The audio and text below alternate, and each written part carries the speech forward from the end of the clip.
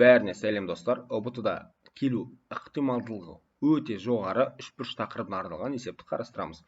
А-сы үшбұрышындағы А-в қабырғасы 8-ге тең, А-сы қабырғасы 5-ге тең, ал А бұрышы, В бұрышы, С бұрышы 3, 4, 11 қатынасында тең бұрыштар берілген. Үшбұрышын алдан табыңыз дейді. Так, суретін салып ала қояйық бірінші. Бізде мынандай А бұрыш, А төбесі, Б төбесі және С төбесі берілген бір үшбұрыш бар. А-в қабырғасы 8-ге тең, А-сы қабырғасы 5-ге тең.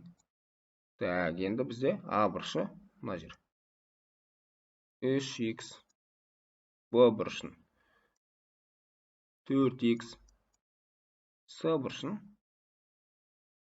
11х деп қарастырамыз.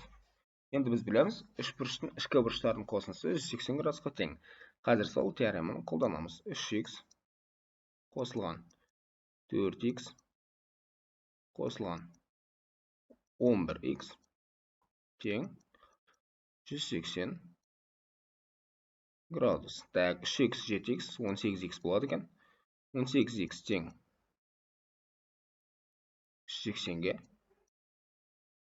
Ал х тең 10 градус. Сонда бізде мына жердегі А бұрышы 30 градусқа тең болып тұр. Болды, осы бұрыш бізге жеткілікті.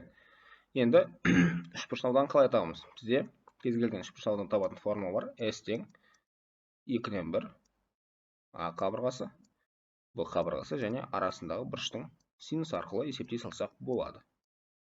Так, бірден қарастыра қояйық. 2-ден 1 А қабырғасы деп 8, В қабырғасы 5, арасындағы бұрыштың синусы 30 градус бізде 2-ден 1-ге тең. Есептей қояйық.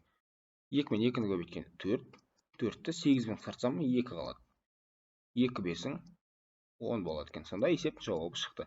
Есеп барлығына түсінікті және ең оңай жолмен шығарылды.